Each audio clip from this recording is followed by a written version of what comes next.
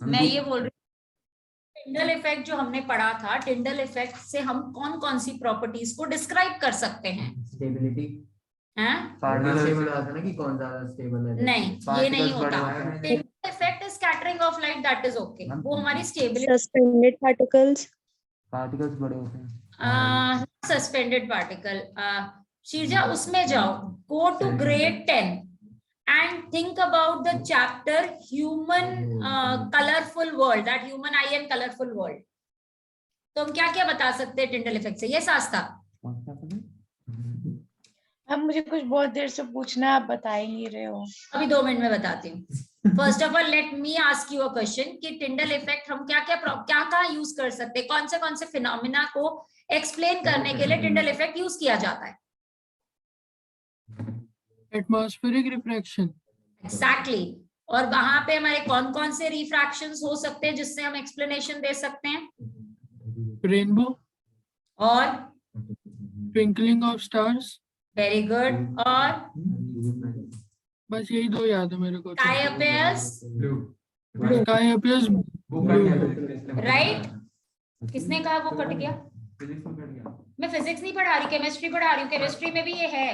Collapse के अंदर तुम्हारा जो ये ब्राउन टिंडल इफेक्ट है, उसके अंदर तुम्हें सारा पढ़ना है कि रेनबो कैसे फॉर्म होता है, स्काई, हाँ, ब्लू कलर का क्यों दिखता है तुम्हें, ट्विंकलिंग ऑफ स्टार्स क्यों होता है, एटमॉस्फेरिक रिफ्रैक्शन आता है ना। तो हम लोग इसमें फिजिक्स वाला भी आंसर लिख सकते हैं ना। अच्छा चलो, क्या आंसर है तुम्हारा फिजिक्स वाला? Due to the refraction of light which is coming from a higher altitude, the twinkling of stars का बता रहा हूँ, it has to pass through so many layers of the atmosphere due to which there is a refraction and there is always a bend of light. यही answer है इसका। This is the only answer. और आपका एक natural phenomena कौन सा है जो टिंडल इफेक्ट को बताता है? मिराज भी होता है। मिराज के भाई वो नेचुरल नहीं है। कैनोपी फॉरेस्ट में जो कैनोपीज होती हैं उनसे जो सनलाइट आती है, that is also you can say, right. पानी में दूध मैम टिंडल इफेक्ट शो दूध में करता है। पानी मिलाते हैं, पानी में दूध नहीं मिलाया जाता। मैम टिंडल इफेक्ट शो करता है, मैंने वीडियो देखी थी।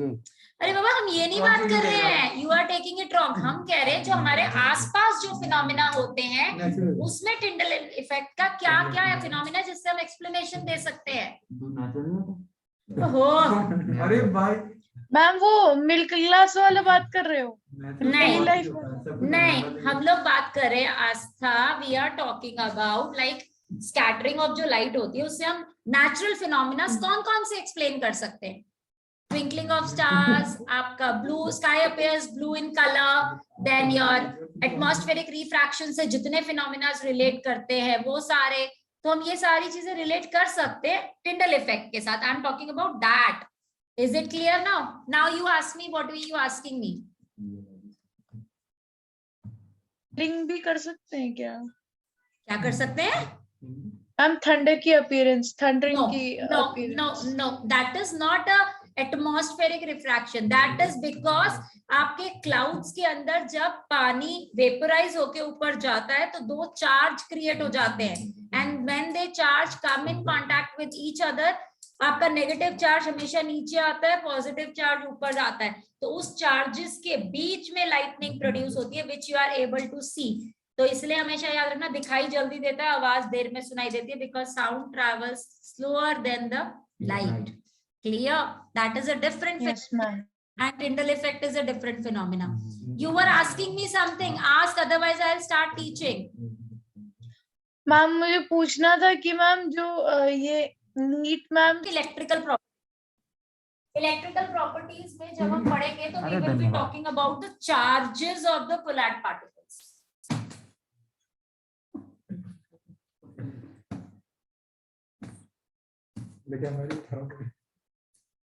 साइड को रख दो इसको।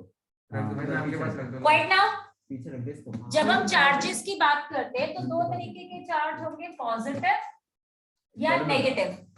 क्लियर? हम यहाँ पे एक वर्ड यूज करते हैं, प्रेफरेंशियल एड्सॉर्प्शन। क्या लगता है इसका मतलब क्या होता है? इसका क्या?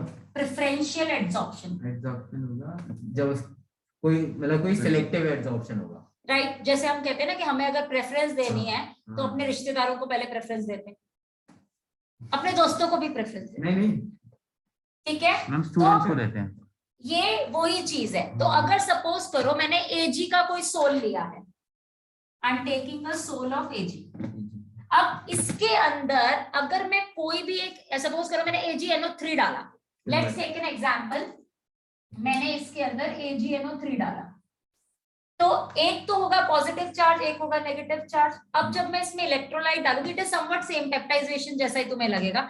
अगर मैं इसमें अब एक इलेक्ट्रोलाइट डाल दूं, या मैंने Ag का सोल लिया, इसको इलेक्ट्रोलाइट को अब मैंने इसमें डाल दिया, what do you think which kind of a sol I will get? Plus वाला, बिकॉज कॉमन आयन इफेक्ट आ जाएगा, तो I will get a plus charge on the Ag। And Dm में क्या रह जाएगा? Dm means dispersion medium. Dispersion. Okay, so Dm में आपका डिस्पर्जन मीडियम में आपका नेगेटिव चार्ज रह गया। तो ओवरऑल हमें क्या दिखाई दिया? इज द कोलैड न्यूट्रल और having some charge? Neutral. Charge neutral neutral charge नहीं है, न्यूट्रल। ओवरऑल आपके कोलाइडल सॉल्यूशंस न्यूट्रल होते हैं, ठीक है, ये याद रखना। क्लियर? नहीं, अबे सीबीएसई में तो आता है। सीबीएसई में तो आता है ना, यही है ना। अबे बेटा दोनों ही है ना। सीबीएसई में तभी क्लियर कर देता है। Now suppose I am giving you quite now, अगर मैं तुमको एक सपोज दे रही हूँ AgNO3 plus NaI, now what is the reaction going to occur here? AgI plus NaNO3, इसमें से प्रेसिपिटेट किसका बनता है? AGI का। AgI का PPT बनेगा। If I am taking this in excess, अब मैं ये एक्सेस में ले रही हूँ, कौन सा मेरे को कोलैड मिलेगा, पॉजिटिव की नेगेटिव? नेगेटिव। कैसे? क्योंकि Na वाला I नेगेटिव होता है। Very good. So I will get a negative collab. If I am taking this in excess in second step, Obviously positive. positive. जब मैं इसको excess में लूंगी तो positive. Is this much clear to you people? Absolutely। अब एक चीज लिख लो यहाँ पे कि पॉजिटिव कोलैब्स कौन से होते हैं और नेगेटिव कोलैब्स कौन से होते हैं, क्योंकि वहां से क्वेश्चन आता है। मैंने उस दिन एक एग्जांपल दिया था। हाँ। Blood is a negative Negative। Negative. That is negative। Positive negative लिखना था। मेरा भी पॉजिटिव नहीं, पॉजिटिव कोई नहीं सकता है possible। मेरा पॉजिटिव है, आपने कहा था इसने मैं आपके negative, गलत मैंने कहा negative है। पॉजिटिव लिखूंगा। नहीं पॉजिटिव होता है। मैं आपकी गलत बोला था। फिर तो मेरे लिए blood is a positive sol, आपने गलत बोला था। आपने फिर मैंने गलत बोल दिया। तो blood is a positive sol. Negative sol में एग्जांपल दो कोई, मेटल्स के सारे। NaI याद रखने का तरीका हो सकता है मेटल्स के सोल्स आपके। क्लियर? और बताओ। मैम ये सब सॉल्यूशन की बात कर रहे हैं। Milk। सोल की। मिल्क। मेटल्स के सोल पॉजिटिव होते हैं। हाँ मैम वो देते हैं ना। एक minute, metal sols are positive, blood negative ही होगा। आई एम करेक्ट, मैं करेक्ट नहीं थी। मैं मेटल्स काट के दिया। आई वाज करेक्ट, मेटल्स के सोल आपके ब्लड नेगेटिव ही जाता है। अरे भाई ठीक है, और बताओ। महाभारत में गलत कौन था? मैं तो नहीं था। अरे और बताओ, मैंने इतने सारे नाम लिखवाए थे ब्लड ओ क्या बोला तुमने? फॉग। जो हमने सोल प्रिपेयर करे थे केमिकल मेथड से, कितने सारे बताए थे? बहुत सारे। तो उनमें बताओ। मुझे कुछ नहीं याद है। जब कोई करेगा तो ऑनेस्ट हूं यहाँ पर तो फिर एरोसोल। अच्छा ये सब लिखा था। AS2S3 हमने बनाया है, केमिकल बॉन्डिंग से बनाया है, याद करो। नहीं लिखा। कैडमियम सल्फाइड तूने लिखा था ना कैसे ये केमिकल बॉन्डिंग से जो हमने बनाए थे मेथड से, जब सोल प्रिपेयर करे थे different.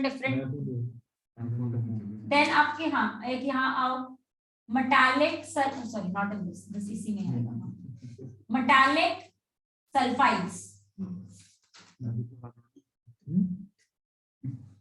Clear? White hydrated salts, hydrated salts आपके हाइड्रेटेड सॉल्ट पे याद है ना। FeSO4 का जो मैंने लिखवाया था FeSO4 कि हाइड्रेटेड Fe फेरिक ऑक्साइड, जिसको हम FeOH होल थ्राइस करते हैं, वो वाला मैंने एक बताया था। और बताओ।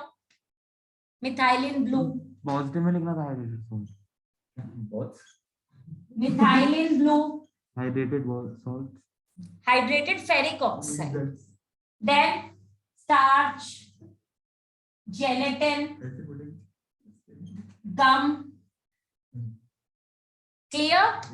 नाउ अब हम पढ़ेंगे इनका मैम वो क्या प्यूरिफिकेशन का मेथड। मैम वो क्या methylene methylene blue. Methylene blue, ma'am ये क्या सोल थे ना? हाँ, पॉजिटिव एंड नेगेटिव सोल्स। अब आता है कि इनको अगर हमें प्यूरिफाई करना है और सेपरेट करना है एकदम, तो हम कौन से मेथड से कर सकते हैं? तो first method is electrophoresis, exorcism, जिसमें आपके सिर्फ और सिर्फ डीपी के पार्टिकल्स मूव करेंगे, डीएम के पार्टिकल्स मूव नहीं करते। नाउ इलेक्ट्रोफोरेसिस, इसमें हम क्या करते हैं? वी टेक अ ट्यूब, आपने एक यू ट्यूब लेते हो आप, and you put a what, कुछ भी, मतलब बोलने से मतलब है इनको ना, मैं तो कुछ बोला and you connected to a battery, right? अब जब आप इसमें सोल डालते हो एंड प्लस वाटर, तो अगर सोल आपका नेगेटिव है तो वो पॉजिटिव टर्मिनल की तरफ जाएगा, और अगर पॉजिटिव है तो it will go towards negative. वो आपका अलग था, दैट वाज ब्रिजा। अच्छा, दिस इज इलेक्ट्रोफोरेसिस। इसमें only dispersion dispersed particles will going to travel.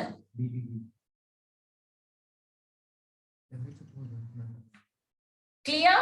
Application बताओ क्या हो सकता है इसका, थोड़ा सा दिमाग लगाओ। अगर सपोज करो मैंने तुम्हें एक सोल कोई भी दे दिया बिना बताए कि इट इज पॉजिटिव और it is negative, and you are doing, यार आपको पता करना है इसका, तो आप पता कर सकते हो by this method. So first application क्या हुआ, क्या पता कर सकते हैं? वो सोल नेगेटिव है कि पॉजिटिव? तो बोलो ना, डिटरमाइन द चार्ज, ये लिख कर आओगे, पता कर सकते हैं। अगर हिंदी आप खरीदे तो लिख सकता है। सेकंड बताओ, हम और क्या पता कर सकते हैं इससे? उनको पता मैंने क्या Hindi English rate of migration of ions. Rate of migration of ions means कि वो कितनी जल्दी ट्रैवल करते हैं, राइट? और अगर हमें डिफरेंट डिफरेंट कोलैड्स मिल जाए, 2 कोलैड्स दे दिया हमें और एक positive negative, so we can separate them. हां, so that is also a application. Ma'am उसका मैम ये कौन इलेक्ट्रोफोरेसिस सा जाएगा, नेगेटिव पे कौन सा जाएगा? बोलो। मैम जो इलेक्ट्रोफोरेसिस होता है उसमें मैम जो मतलब 2 कोलाइडल सॉल्यूशंस अलग अलग होंगे या 2 से ज्यादा भी हो सकते हैं? नहीं, मैंने ये इलेक्ट्रोफोरेसिस को हम कैटाफोरेसिस भी बोलते हैं, ये भी याद रखना। इसमें आप कोई भी कोलाइडल सॉल्यूशन लो, if you don't know the charge of that colloidal solution, by putting into it you are easily able to जज which kind of a colloidal solution it is, क्योंकि उसके जो डीपी के पार्टिकल्स होंगे that will either move towards positive और either move towards negative. तो according to that क्या करते हैं, जब वो इलेक्ट्रोड पे जाते हैं तो वहां जाके होता क्या है, ऐसा क्या होता है वहां पे, थोड़ा सा दिमाग लगाओ। यहाँ पे सपोज करो मैंने सोल लिया एक पॉजिटिव चार्ज का, ठीक है, ये पॉजिटिव है, मैंने आपको बता दिया है। Now it will move towards negative, ये गए यहाँ पे नेगेटिव के पास, यहाँ जाकर क्या करेंगे, अपना चार्ज डिस्चार्ज कर देंगे। जब ये चार्ज डिस्चार्ज हो जाएगा तो ये यहाँ पे एक्यूमुलेट हो जाते हैं, राइट? ये होता है इसका प्रोसेस। तो हम इसीलिए कहते हैं only DP particles move, DM particles don't move. Clear now? Ma'am yes ma'am. Okay, कुछ और?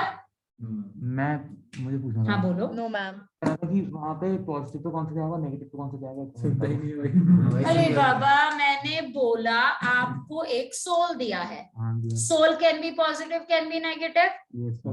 अब अगर सपोज करो आपको पॉजिटिव दिया है तो it will move only towards the negative electrode, और वही जाके वो अपना चार्ज, इलेक्ट्रोड का काम क्या होता है, एक इलेक्ट्रोड का काम क्या होता है? चार्ज देना या लेना, या इलेक्ट्रॉन या तो लेना या इलेक्ट्रॉन देना, राइट? ये यहाँ पे जाके अपना चार्ज डिस्चार्ज क्यों करता है? कैथोड एनोड पे क्या होता है, रिएक्शन अकर करता है, और जो एलिमेंट होता है वो अपना चार्ज सेटल करके डिपॉजिट हो जाता है वहां पे। यही हमने पढ़ा इलेक्ट्रोलिसिस के अंदर। तो ये सोल भी वहां जाके अपना चार्ज को डिस्चार्ज कर देते हैं एंड गेट एक्यूमुलेटेड देयर। तो हमें वो सेपरेट करने में आसानी हो जाती है उनको। Now is it clear? ये प्रोसेस दोबारा आएगा आपका कोएगुलेशन के अंदर। अब मैं आपको कोएगुलेशन ही पढ़ाने जा रही हूँ इसके बाद। इसके बाद है आपका हार्डी-सचेल्स रूल है और गोल्ड नंबर। मैम हमारी रिएक्शन में मैम बस यही होता है मैम, राइट लेफ्ट का ही मैम एक्सचेंज होता है बस मैम, बाकी तो हमको याद करना पड़ता है। नाउ कोएगुलेशन, छोटी बच्ची है भैया। व्हाई छोटी बच्ची है क्या? कोएगुलेशन का अगर सिंपल मीनिंग देखा जाए क्या होता है, that is formation of PPT.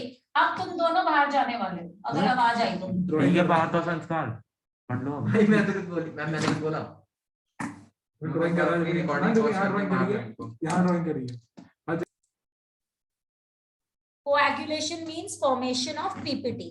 तो एक मेथड तो आपका फर्स्ट हमने क्या पढ़ लिया। अब इसमें एक चीज और याद रखो, दो तरीके के हमने सोल्स पढ़े थे। कौन कौन से होते हैं according to the solution, solvent के हिसाब से? दो तरीके के पढ़े थे, लायोफिलिक और लायोफोबिक। लायोफोबिक। पहला लेटर की जरूरत पड़ती है। हाँ, मैं पेपर में आऊंगी ना देने के लिए। लायोफोबिक लायोफोबिक कौन सा होता है? पानी से डरता है।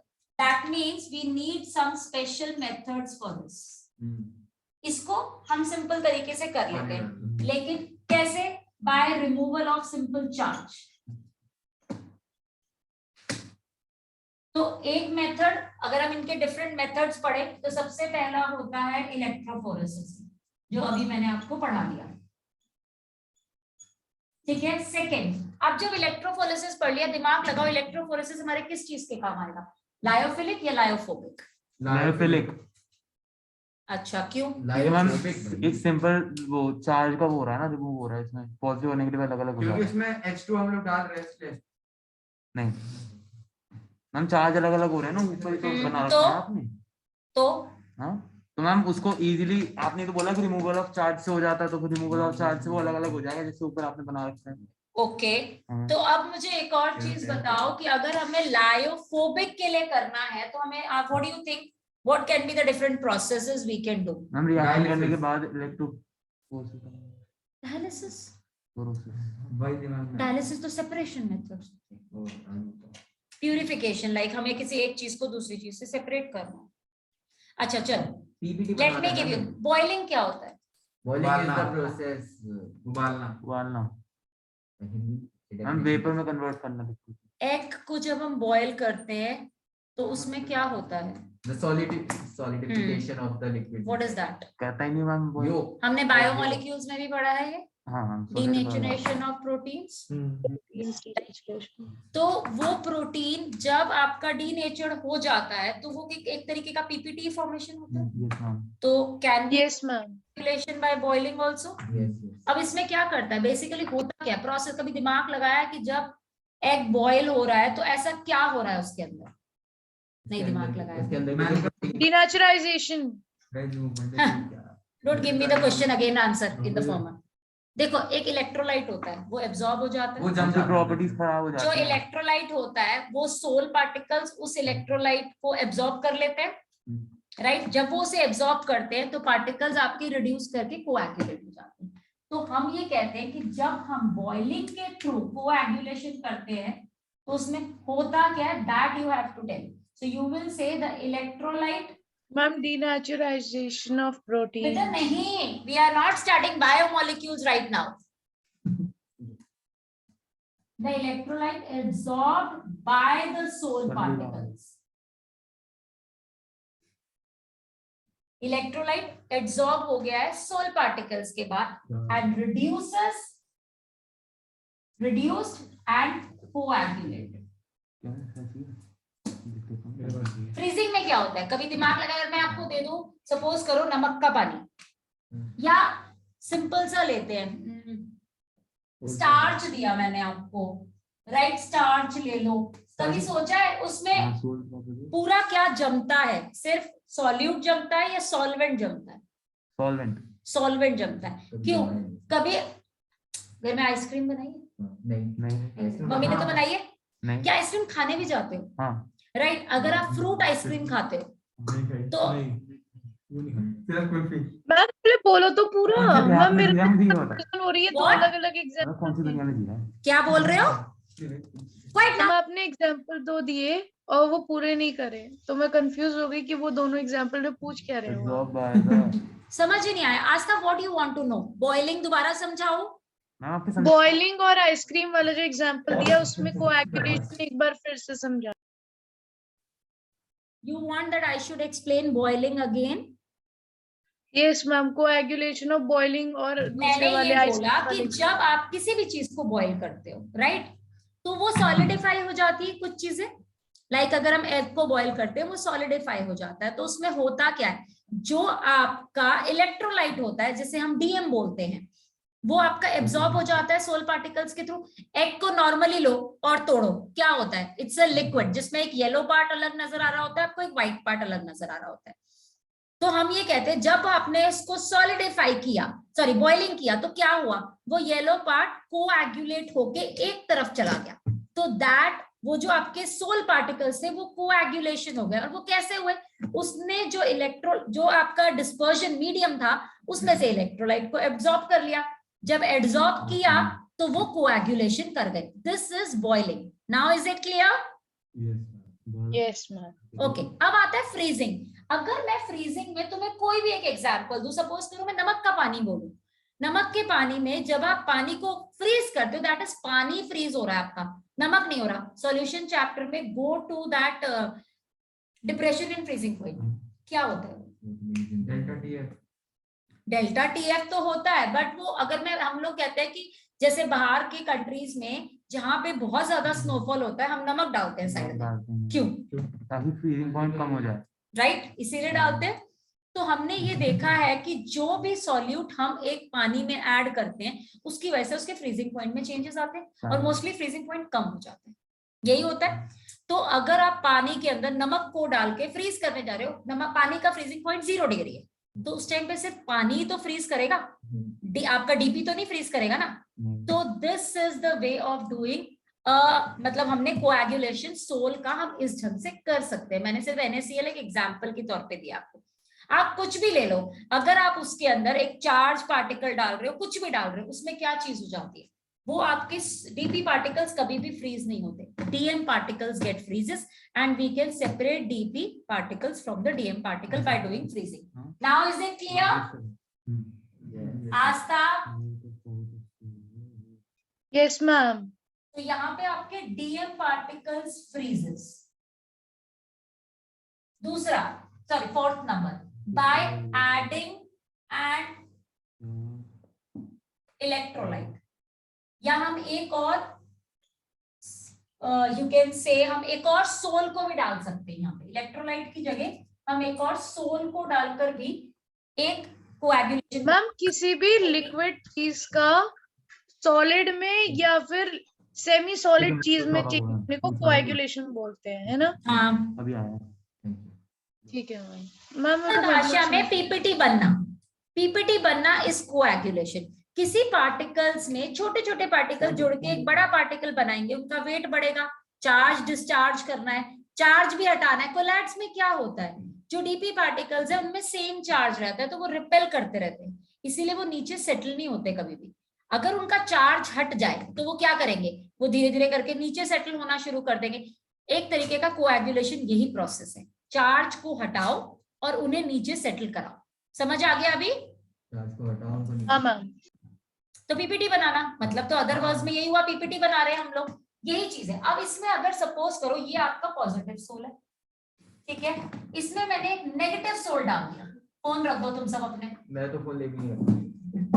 तो हम क्या करेंगे इसके अंदर, क्या होगा बताओ, दिमाग लगाओ, क्या होगा इसमें? पॉजिटिव नेगेटिव, पॉजिटिव नेगेटिव है, एक नेगेटिव सोल है, यानी इसके आसपास पूरा नेगेटिव चार्ज है, राइट, और इसके आसपास पूरा पॉजिटिव चार्ज है। एक्सेस में क्या है?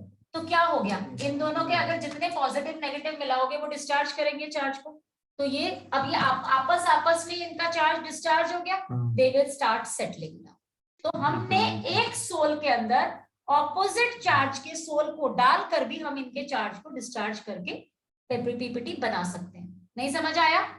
हमने एक सोल लिया जिसमें प्लस चार्ज, ठीक है, एक सोल लिया जिसमें नेगेटिव चार्ज, राइट? तो ये दोनों चार्ज क्या करेंगे, एक दूसरे के चार्ज को डिस्चार्ज कर देंगे। जब ये डिस्चार्ज कर देंगे तो धीरे धीरे करके ये सेटल नीचे होना शुरू कर देंगे। That means the PPT formation will start forming. Is it clear? तो फिर वो न्यूट्रल बनेगा कि इसमें कोई चार्ज रहेगा? न्यूट्रल कैसे रहा? फिर तो आपका पीपीटी बन गया ना। कोएगुलेशन होता ही यही प्रोसेस है, चार्ज को हटाओ और इसे पीपीटी बना दो, ठीक है? नेक्स्ट प्रोसेस, नेक्स्ट हम करते हैं बाय एडिंग सॉल्वेंट। अब बाय एडिंग अगर हम सॉल्वेंट डालेंगे तो आप ये सोचो, अगर मेरा लायोफिलिक है, राइट, अगर लायोफिलिक कोई भी है तो उसमें मुझे क्या करना चाहिए? पानी डाल देना चाहिए। उसमें तो ऑलरेडी पानी है, और कितना डालोगे? भाई लायोफिलिक क्या उसको समुद्र में मैम चार्जेस अपने आप न्यूट्रलाइज नहीं हो जाएंगे? से पानी निकाल लो। तू पिटने को फिर रहा है। जो पीपीटी बनेगी तो वो याद चार्ज- रखो, जब मैं लायोफिलिक बोल रही हूँ उसका मतलब क्या है कि वो ऐसे कोलैड्स है जो पानी से प्यार करते हैं। तो यानी अगर मुझे उससे पानी को हटाना है तो मुझे कोई ऐसा सॉल्वेंट उसमें डालना पड़ेगा जो पानी से प्यार करता है। क्लियर? समझ आया? मींस अगर मेरा एक यहाँ पे एक कोलैड है, इसके आस अगर ये पानी से प्यार करता है तो इसके आसपास तो सारा पानी है। ये कौन सा है? Lyophilic, right? अगर मुझे इसको, अब ये इसको नीचे सेटल होने नहीं दे रहा है तो मुझे क्या करना पड़ेगा? इसके पानी को अलग करना पड़ेगा। पानी को अलग करने के लिए मैं एक ऐसा सॉल्वेंट इस पे डालूंगी जो पानी से प्यार करता है।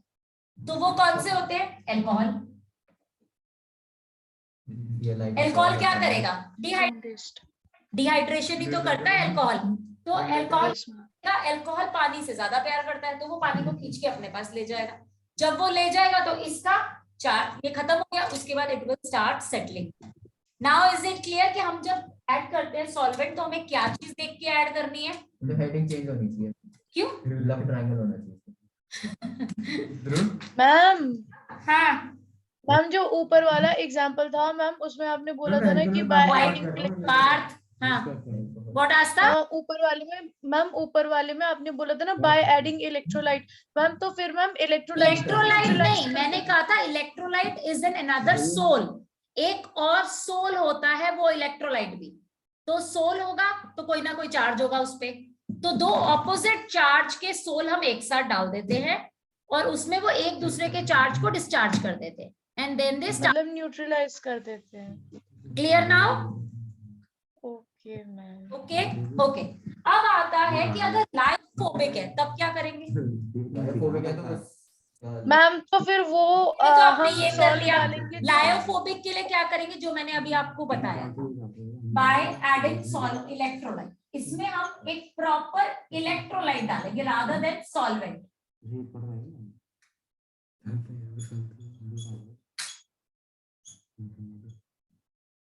They just want that I should throw them out of the class. हम तो पढ़ाई की बात कर रहे हैं। दिख रहा है मुझे। सही है ना, मजाक Then go out and talk. बाहर पढ़ाई की नहीं करते। Don't know don't care. Now, lyophobic क्या होता है? पानी को पसंद ही नहीं करता। नहीं करता। तो अब इस केस में अगर जो आपके डीपी पार्टिकल्स हैं, सपोज करो उनके ऊपर चार्ज है पॉजिटिव का, तो मैं क्या करूं? इसके अंदर एक इलेक्ट्रोलाइट डालूंगी जो एक्सेस में लूंगी। तो मैंने ले लिया सपोज Ki, राइट? तो यहाँ का नेगेटिव चार्ज इसको डिस्पर्स करेगा क्योंकि नेगेटिव चार्ज ज्यादा आ रहा है उसके अंदर।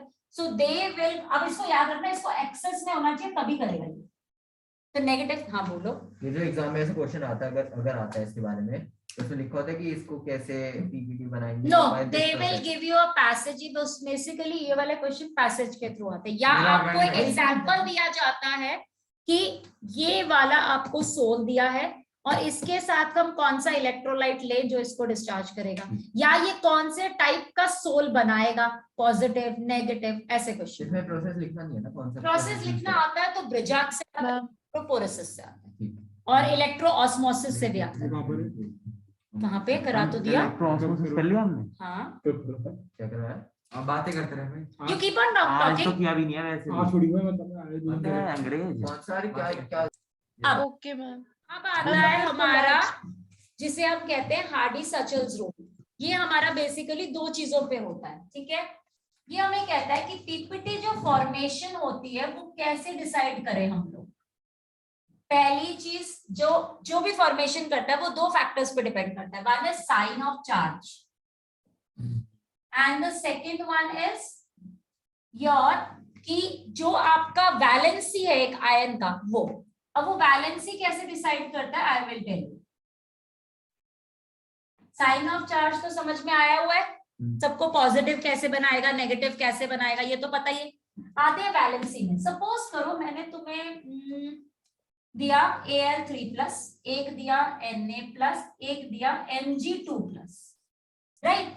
ये मुझे कैसे बताएगा किसके अंदर, अगर मैं इसको तुम्हारी उस लैंग्वेज में बोलूं, हिंदी लैंग्वेज में सिंपल, तो मैं ये बोलती हूँ किसके अंदर इतना दम है कि सामने वाले को वो उसके चार्ज को डिस्चार्ज कर दे, किसके अंदर ज्यादा ताकत है। तो बैलेंस है ज्यादा। ठीक है, कैसे पता किया? सपोज करो तुम्हारे पास 3 नेगेटिव चार्जेस हैं, लेट्स टेक 3 नेगेटिव चार्ज कोई है, ठीक है।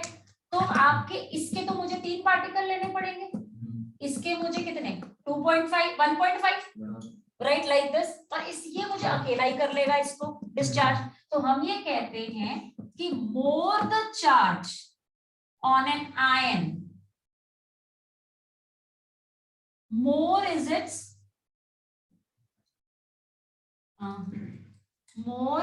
its power to form PPT।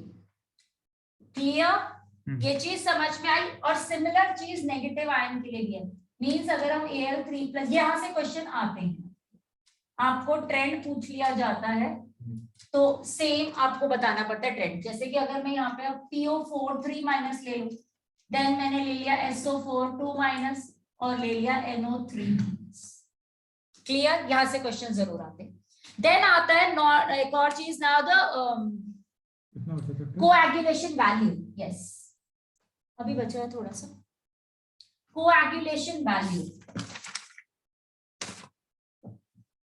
इसके 3 टर्म होते हैं। कोएगुलेशन वैल्यू बोलो इसे, फ्लॉक्यूलेशन बोलो। क्वेश्चन ज्यादातर फ्लॉक्यूलेशन वैल्यू से पूछा जाता है, मतलब तुम्हें लिखा हुआ यही मिलेगा, flocculation value, coagulation value, flocculation value and, और इसको बोला जाता है प्रेसिपिटेशन वैल्यू।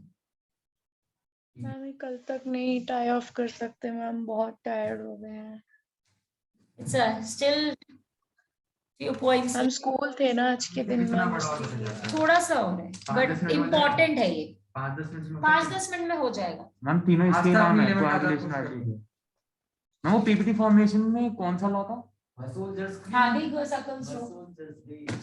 हाँ जैसे अभी ये वही चल रहा है, अभी खत्म नहीं हुआ है। अच्छा ये हार्डी तो वाला हाँ, नहीं है। हम कहते हैं जो कोएगुलेटिंग वैल्यू होती है that is inversely proportional to coagulation। इसका क्या मतलब है? हम ये कहते हैं कि जितना हमें कम से कम अमाउंट की जरूरत पड़े उस पर्टिकुलर आयन की, तो यहाँ पे हमें क्या है, देखो एक ही आयन की जरूरत पड़ी, यहाँ पे हमें 3 की जरूरत पड़ रही है, यहाँ हमें 1.5 की जरूरत पड़ी, तो कम से कम वैल्यू की हमें जरूरत पड़े वो उतना ही ज्यादा कोएगुलेशन करेगा। तो दैट इज व्हाई वी से ये इनवर्सली प्रोपोर्शनल। क्लियर? तो हम कहते हैं smaller the value of an electrolyte is needed और the charge is needed, more is the power of the coagulation. Clear about this की इनवर्सली प्रोपोर्शनल क्या मतलब है इसका? ठीक है, ये जो अभी तक आपने पढ़ा, दिस इज योर हार्डी संदू रूल। हाँ, मैं सोची मुझे गलत हो गया एकदम। Hardy Schulze rule. अब एक चीज आती है तुम्हारी gold number. This is another thing. देखो इसमें हम क्या करते हैं, गोल्ड का सोल लेते हैं, ठीक है। अब हमने गोल्ड का सोल लिया और उसके अंदर 1 ml NaCl डाल दिया। It's an electrolyte. वो क्या करेगा, इमीडिएटली पीपीटी बना देगा, इमीडिएटली। अब उसके अंदर हमें कोई ऐसा सब्सटेंस डालना है जो कम से कम अमाउंट में हो, मिनिमम मिलीमोल्स में लेते हैं हम बेसिकली उसको। हम कहते हैं हमें इतना ऐसा कोई सब्सटेंस डालना है जो उस पीपीटी को बनने ना दे। तो जितना कम नंबर उतना ज्यादा उसकी पावर होती है। ये वही सेम चीज हो गई कि हम कहते हैं यहाँ पीपीटी बनने नहीं देना। अगर हमने सपोज करो यहाँ 10 ml का एक AU का सोलर, उसके अंदर मैंने 1 ml NaCl डाला, ये क्या करेगा, this will immediately going to form a PPT. अब मुझे इसमें ऐसा कुछ डालना है कम से कम अमाउंट में जिससे कि इसकी पीपीटी फॉर्मेशन ना हो। उसके कुछ फिक्स नंबर्स होते हैं, that number is known as gold number. और वो क्या है? दैट इज इन मिलीमोल्स, हम उसे मिलीमोल्स में लेते हैं, ठीक है। और अगर मैं ये बोलूं सबसे ज्यादा अच्छा कौन होता है और कम से कम मात्रा में यूज किया, दैट इज जेलेटिन। जेलेटिन सबसे अच्छा माना जाता है, जो कि आपके पीपीटी को बनने से रोकता है। तो हम उसका जो गोल्ड नंबर होता है सबसे कम होता है, और स्टार्च का गोल्ड नंबर सबसे ज्यादा। क्लियर? समझ आ गया ये? तो यहाँ हम कहते हैं स्मॉल। अब वो क्यों नहीं बनने देता? वो क्या करता है, गोल्ड के ऊपर, गोल्ड सोल के ऊपर जाके प्रोटेक्टिव लेयर बना।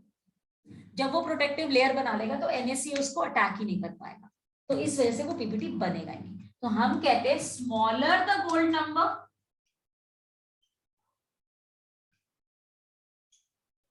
more is the power of forming protective layer. What is the power? Of forming protective layer on soil particles. Clear about this much? Here your chapter ends. Wow. Clear? Conservation. हाँ, बाकी आपका emulsion और catalyst cut चुका है।